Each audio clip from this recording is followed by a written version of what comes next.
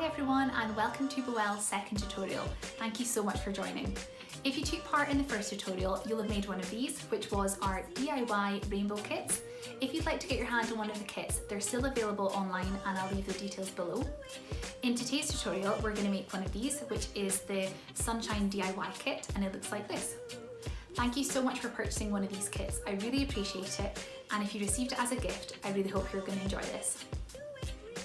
In your kit that you'll receive through the door, it'll look like this, and it has everything inside you need to make one of the sunshines. As well as the envelope, you'll also receive one of these, which is the step-by-step tutorial. Here you have a list of materials provided. Here you have a list of what you will need from the house. There's a template 1, a template 2. I'm now going to show you what's inside your kit. Enjoy! On your clay sunshine tutorial sheet, you'll have template 1 and template 2. You'll also receive 3 balls of clay, 4 cotton fringes, 1 piece of ribbon to hang your sunshine from, and a straw to cut the hole in the top. First thing to do is cut out your 2 templates. Template 1 should be cut out like this, and template 2 should be cut out like this, remembering to cut the line at the bottom. Now on to the fun part, the clay. In your pack, you will have 3 colours: white, bright yellow and pastel yellow. The first thing you're going to do is pick one of the colours and warm it up in the palm of your hands. After warming up the clay in between your palms, I'm rolling it out into a small sausage onto your clean surface, and now moving on to the second colour and doing exactly the same. Once all of your colours have been warmed up, you can roll them out into the sausage shapes, and as you can see on the video, I'm pressing the 2 together. Once the white is finished, I will do the same and put that on top so you have a triangle of the 3 colours. At this stage here, you just want to give them a gentle press together before you start rolling. We are now ready to roll the 3 colours together. As you can see, the best way of rolling is rolling from the centre and moving your palms outwards. I have to pick up the clay here because the camera was shaking, but the easiest way to roll out your clay is on your surface. There's no precise length to roll out your clay, but keeping it shorter than your work surface definitely makes it easier. We're now going to twist the clay. With one hand, you're going to twist the clay backwards, as you can see in the video, and with the other hand, you're going to twist the clay forwards. Doing this roughly 15 times before folding the clay in half.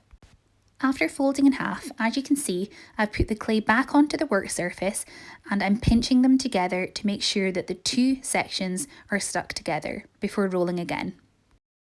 We're now going to roll the clay for a second time. This will combine the colours even more. As you can see again with my technique, I'm starting from the middle and working my way out to the end. This gives the length a similar thickness, but don't worry if you have thick bits and thin bits. We're now on to our second twist, remembering to twist the clay with one hand forward and one hand backwards before folding the clay in half again. After you've pinched the clay again to make sure that the 2 sections are stuck together, you're going to continue rolling it for a third time. As you can see with my technique, I always start from the middle and work my way out. Sorry for the shaky table, I must have been rolling with some force. I've decided to pick it up and roll it in the air here, as you can see, but rolling it on the table is definitely the best way. And now on to the third twist. Again, one hand going forwards and one hand going backwards. You'll really start to see the clay merging here, the light sections merging into the dark sections and vice versa. You are now on to your last roll before we coil the clay into a ball.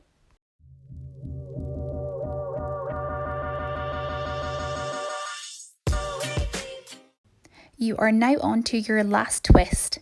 I'm sure you will be experts at this by now. As you can see, I folded it in half for the last time, and instead of rolling it out, I'm twisting it again into a tight coil, and as you can see, I'm manipulating it round into a tight ball. You're now going to gently squeeze the ball in between both of your palms until all the spaces of air inside are gone. As you can see, you're now left with a bumpy ball of clay.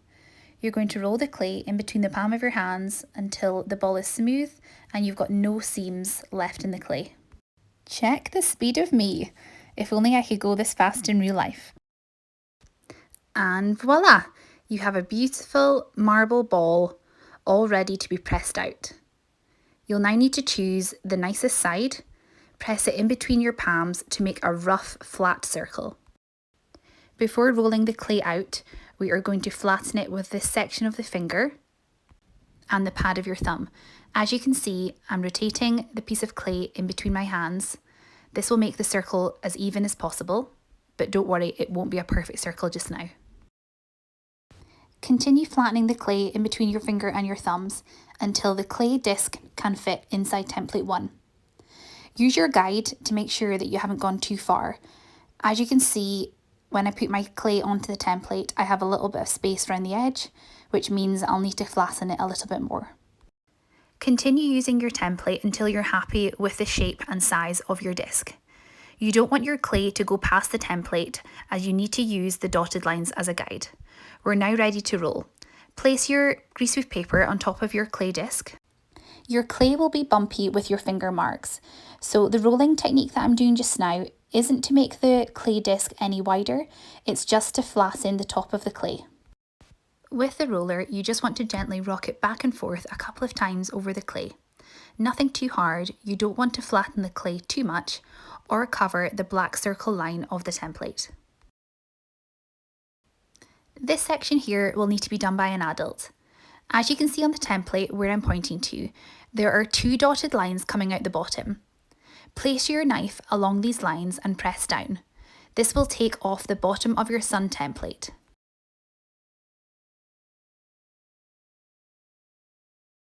You will now need template 2. As you'll see from the template, it's the same size as the clay in front of you. Place it on top of the clay and flatten. Now you need to get your pointy implement.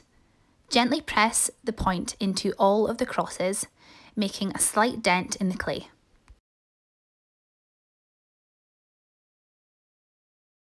Now gently peel the bit of paper off and make sure all the dents are deep enough to see. This next section will need to be done by an adult, as you'll be using a knife. Please use a knife that has a smooth edge, not one that is rigid. This will make a nice smooth cut in your clay. Using the template, you will see that I have cut a segment out of the sun. All you need to do is line up your knife with the dot and the dotted line and press down. Then move your knife a little bit further over and cut the segment out, also using the dotted line again. Your clay may be a little bit tacky, so when removing your knife from the clay, just be very careful. If your clay starts to lift with your knife, gently hold it down with your finger and lift.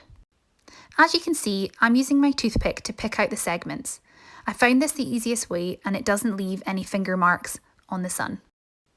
I'm going to speed up this section of the video because you're going to be concentrating on your own suns. I really took my time very carefully cutting out each section and making sure I follow the template.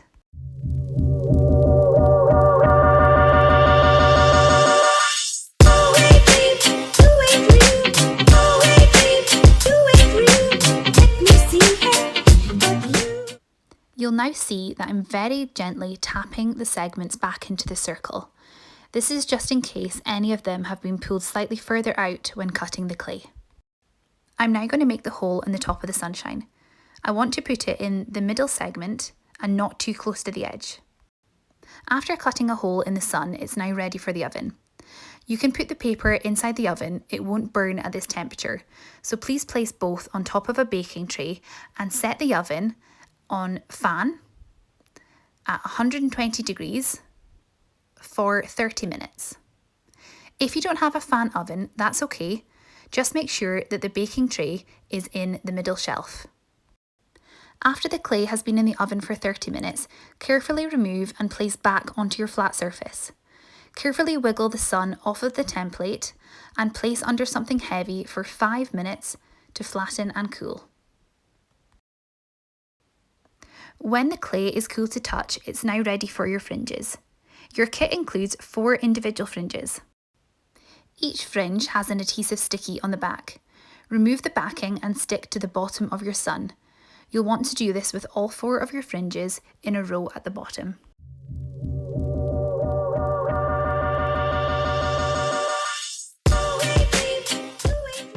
When all the fringes are attached, it's now time to brush out the fringe.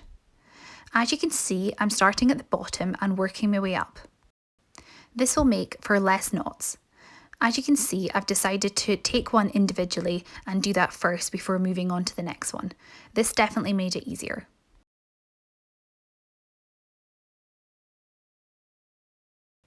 After you've brushed out all 4 sections, your brush will be able to flow through them freely. No knots, no tangles. But as you can see, mine needs a little bit of a haircut. I'm going to take a pair of scissors and give the bottom a trim. And last but not least, I'm going to attach the ribbon to the top so that the decoration can hang. Just a simple knot at the top, and I'm cutting off the excess with a pair of scissors. And there you go, a finished marble sunshine with fringe decoration. I cannot wait to see yours. Hope you enjoyed this tutorial and thank you so much for joining in. I'd love to see your photos of your finished sunshine, so if you'd like to send photos, I'll leave details below. I'd also be delighted if you'd like to subscribe to this channel, and you can do that by hitting the subscribe button below. There's definitely going to be more tutorials coming. Thank you, bye!